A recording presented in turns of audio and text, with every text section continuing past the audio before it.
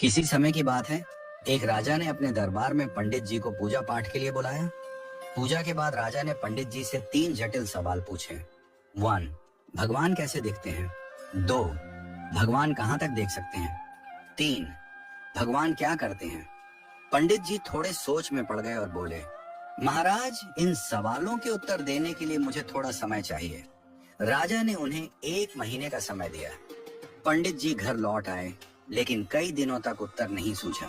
उनकी परेशानी देखकर उनका बेटा बोला, पिताजी, आप क्यों चिंतित हैं? पंडित जी ने उसे राजा के सवालों के बारे में बताया। बेटे ने आत्मविश्वास से कहा, पिताजी, आप चिंता न करें, मैं इन सवालों का उत्तर दूंगा। अगले दिन दोनों राजा के दरबार में पहुंचे। राजा ने पंडित जी से पूछा, पंडित जी, आपने मेरे सवालों के जवाब खोज लिए? पंडित जी ने कहा, महाराज, मेरे बेटे ने इन सवालों के उत्तर देने का जिम्मा लिया है। राजा ने पूछा, तो बताओ, पहला सवाल, भगवान कैसे दिखते हैं? पंडित जी के बेटे ने मुस्कुराते हुए कहा, महाराज, कृपया एक कटोरी दूध मंगवाइए। दूध लाया गया। लड़के ने उसमें अपनी उंगली डालकर घुमाना शुरू कर दिया। राजा ने चौंक कर पूछा, ये क्या कर रहे हो? लड़के ने शांत स्वर में कहा, महाराज, क्या आपको इस दूध में मक्खन दिख रहा है? राजा ने सिर हिलाया और कहा, नहीं।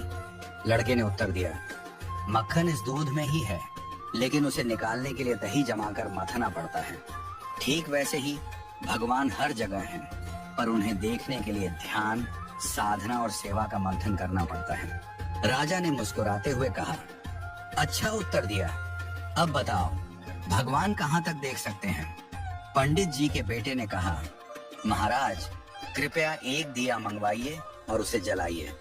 दिया जलाया गया और उसकी रोशनी चारों ओर फैल गई। लड़के ने पूछा, इस दिए की रोशनी कहाँ तक जा रही है?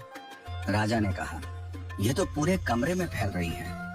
लड़के ने उत्तर दिया, ठीक वैसे ही भगवान की दृष्टि की कोई सीमा नहीं है।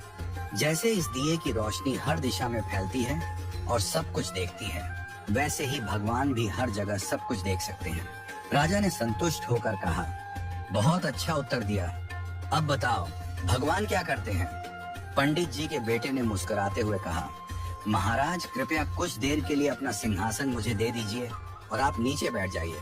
दरबारियों में खुसर पुसर होने लगी, पर राजा को जिज्ञासा थी, इसलिए उसने उसे सिंहासन पर बैठने की अनुमति दे दी। लड़का सिंहासन पर बैठकर बोला, महाराज, अब देखिए, अभी तक आप राजा थे और मैं आपकी प्रजा था, लेकिन अब मैं राजा हूँ और आप मेरी प्रजा हैं। यही भगवान की लीला है। भगवान जिसे चाहते हैं उसे ऊंचाई पर बिठा देते हैं और जिसे चाहते हैं उसे नीचे उतार देते हैं। यही उनका काम है। राजा यह सुनकर चकित रह गया। उसने पंडित जी और उनके बेटे की चतुराई की सराहना की और उन्हें ढेरों उपहार दिए। राजा ने कहा, आज तुमने मुझे भगवान की शक्ति, दृष्टि और कार्यों का गूढ़ रहस्य समझा दिया।